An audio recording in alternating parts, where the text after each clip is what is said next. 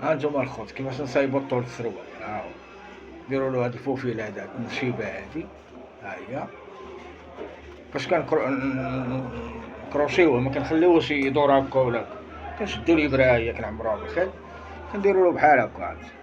بسم الله ضربه الفوق وضربه لتحت، ضربه الفوق وضربه لتحت.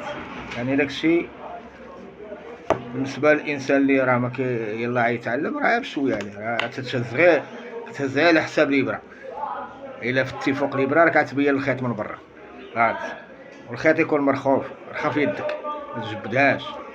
يعني تعلم واحد باش تصايب عاد طول السروال. مثلا كان عندك طول سروال طويل ما كاينش اللي ينقصوك، راه خصك تنقصو راسك. تكون عندك ابره في الدار من هنا لقدام، راه كلشي خص يكون عنده ابره والخيط والمقص في الدار باش ما هادو هما المهمين، ابره وخيط ومقص.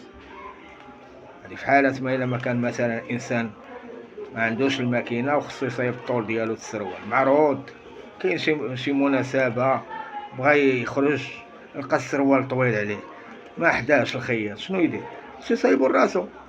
يعني قالك افاده واستفاده، الانسان يفيد ويستافد. حنا علاش كاع حنايا دايرين هاد القناه هادي؟ القناه هادي باش نستافد مع واحد ويستافد معايا هو. وهاد التواصل الاجتماعي راه الحمد لله عليه، راه دار خير فينا. يعني هو كيفيد الناس وكيستافدوا فيه الناس، وداك الشيء راه غادي باذن الله. حتى حاجه ما هي باذننا حنايا. الانسان يتعلم واحد الحاجه احسن من الجهل ديالها، نتعلموها احسن ما نجهلوها. الا جهلناها يعني ما نستافدوش، وخص بالعكس خصنا حنا نفيدو بعضياتنا. انا هادشي هذا رانا كنتخلص عليه، كنخدم ونتخلص فيه، ولكني خصني ضروري نفيد شي واحد اللي هو حصل ملقى ما يدير. هاد شتي كي داير هاو غيبان لك مزيان. بوان كروازي يعني ضريبه الفوق وضريبه لتحت.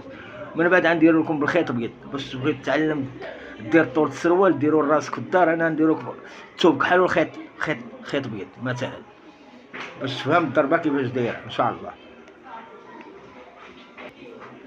اسمحوا لي رانا قطعت باقي كاع ما كملت معكم. هانت ما كيبانش، هانت صافي كنشدو حنا كنديرو له هكا وكنحيدو هذا اللي صايبنا.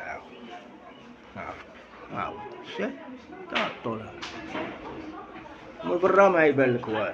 علاش؟ حيت انا كنعرف يعني يمكن ليا صايب واحد الحاجه خفيف ظريف في نفس الوقت راه ما خصكش تبين الخيط من برا كاع، حيت هذا توب ما نخيطوش بالماكينه، خيطنا بالماكينه كنتسماو خسرنا توب.